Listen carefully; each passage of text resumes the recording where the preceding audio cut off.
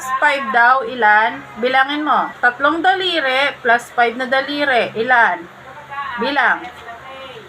1, 2, 3, Ikaw tumingin sa mukha. 4, 6, 7, 8. O, ilan daw? 8. O, tayo sulat yung 8. Yan.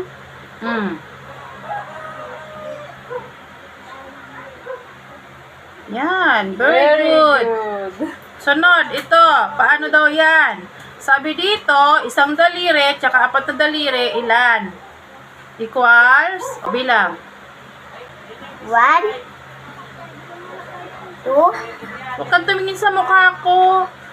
2, 3, 4, 5. O, 5, diba? O, paano daw yung 5?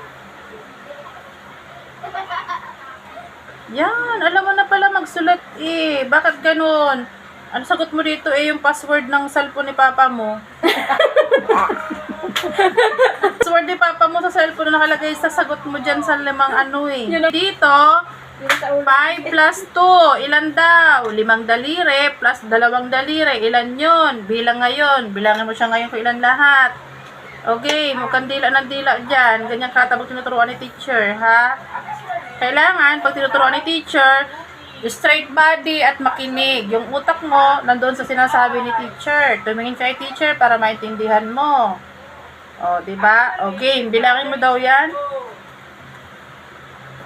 1, 2, 3, 4, 5. Sunod.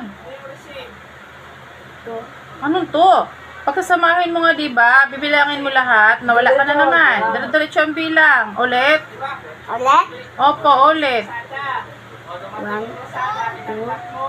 3, 4, 5, 6, 7. O, ilan daw sagot? 7. O, paano yung sulat yung 7? Paano yung sulat 7? Hindi yan ang sagot dyan. Paano yung sulat 7? Wala ang sagot dyan.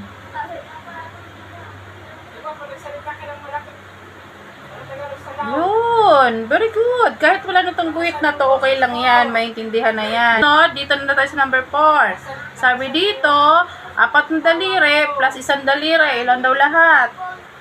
1, 2, 3, 4, 6. Anong sunod sa 4? 4? Anong sunod sa 4? 6 na agad? Kawawa naman si 5. Nawala na yung 5.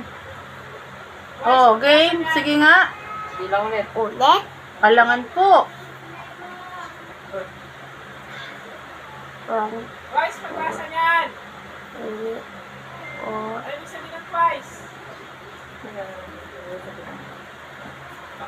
Anong sunod sa 4? Sabi ng twice, doble. 4, Anong sunod sa 4? Doble.